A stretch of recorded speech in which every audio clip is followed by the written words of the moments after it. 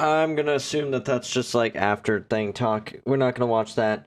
I might watch it on my own and then do like my own little thoughts after it. Let's talk about it though. Oh my gosh, there's so many cool things in there.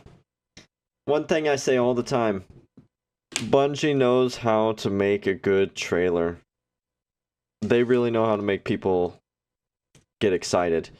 Um, Genuinely, it hurts a lot to know that my clan fell apart and I no longer have anybody to do day one races with, because I would love to be in there day one for the new reprised Crota's raid, working to get that emblem. But I don't have anybody. So I'm not going to be able to do the day one. That ring looks really cool. So maybe I'll try and find some randoms to do it within a week. But I don't know, that really hurts. There's a part of me who does want to compete in the final shape raid race. So maybe what I do is I try and recruit some people for this season and next season to play with, and we try and rebuild our Destiny fan base on this stream.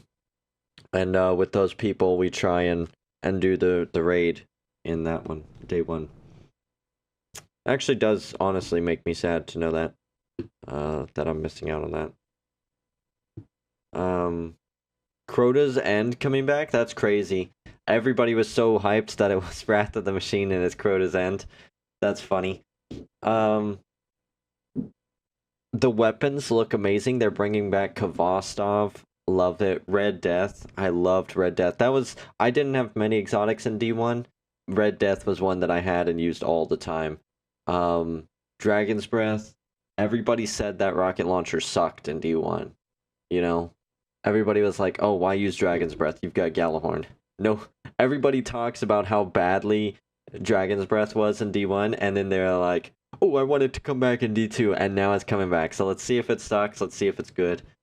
That Tesseract fusion rifle that can change to stasis or strand in your energy slot, super hyped for that. It looks amazing. A couple of the weapons I really love is the Collective Obligation. Basically, those darkness weapons are so cool. Collective Obligation just looks amazing. That Tesseract fusion rifle looks amazing. They're both going to be really strong. The new archetypes come in, that rocket sidearm sounds cool. I have a feeling though it's probably going to hit like glaives and it's going to be really weak at first and they're just going to buff the crap out of them and then they're going to be strong. I'm not expecting a lot from them. Most likely what's going to happen is they're not going to have a good ammo economy. They'll be strong, but they're going to have a horrible ammo economy and nobody's going to use them, and then their ammo is going to get buffed. That's my predictions. Let's talk about story.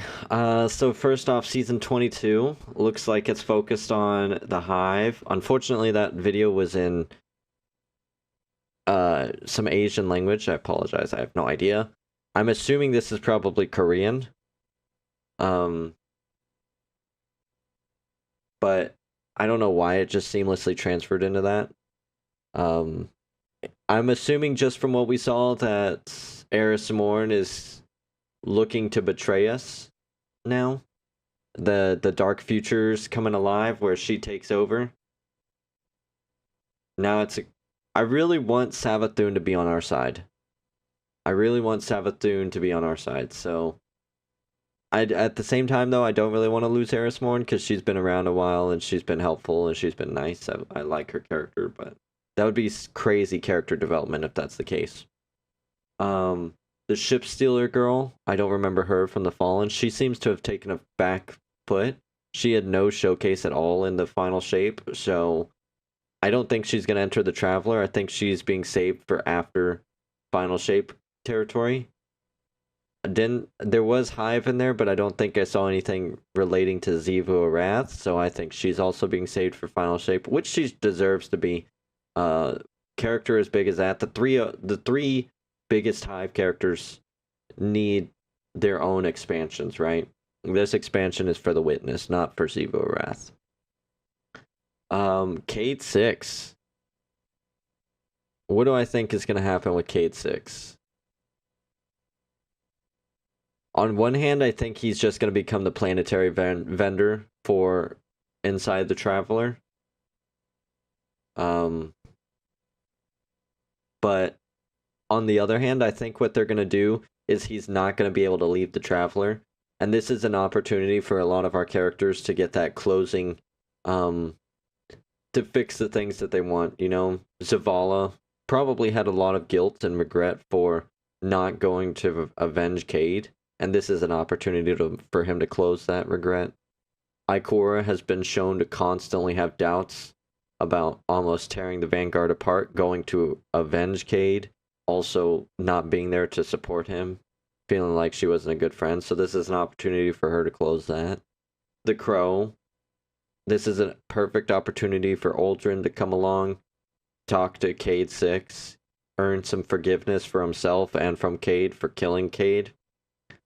Not really Cade's MO, but I think that's probably going to happen. And that's going to lead the way for Crow to step up and become the next Vanguard. I do fully believe that's where they're taking Crow. I wouldn't be surprised, honestly, if we see Amanda Holiday in the Traveler. It seems like there's a little bit of a presence there with seeing people that are dead coming alive. I don't think Cade is going to leave the Traveler, though. I think it's going to be that. And then anything else I want to talk about? Yeah.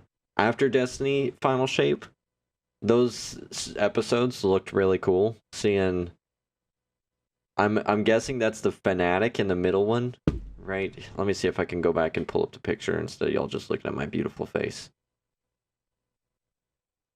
Right here, this blue one right here, Fanatic. I'm guessing this is a Scion, and then all the way to the right is another Hive themed one. Really exciting stuff, but honestly, if I can be real, I think my biggest concern is that the Final Shape is going to change a lot, you know? They're definitely going to retire characters, and some characters are going to change, and it's just a big concern, like, what if it changes so much it doesn't feel like Destiny anymore? It's not the Destiny I remember, you know? A lot has changed, and change is good, but at the same time, sometimes, you know, people fall off from games when they just change too much, or when the vibe of the game changes, I guess you could say, and it's just not what you remember it being. And when it's a live service game like this, where you never can go back and play those older ones, then you just kind of fall off. So I feel like that's a big concern if that's where we're going, is the game's going to change to an unrecognizable state for me personally, that I'm just not going to be able to get in. Like, I'm very worried we're going to lose Saint and Osiris. Not that they're going to die, but they're just going to leave, and that's it.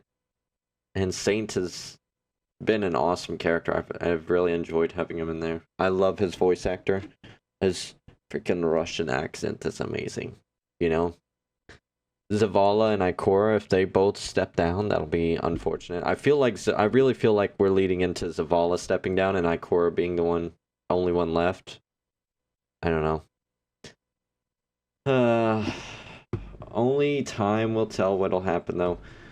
Let me know in the comments, though. I am gonna edit this up and then post it on YouTube. I'd love to see if y'all want me to get back into Destiny, and if so, I really would like to build a team to do another day one. I want some people who aren't gonna quit on me. You know, it's a huge ask, committing 24 hours straight, basically, to it. We actually usually commit like 12 to 18 hours. But I really would like to have some people to do day one with. And I'd like to actually get a day one completion with my team for once. But enough of that. Let me know what y'all think about Destiny.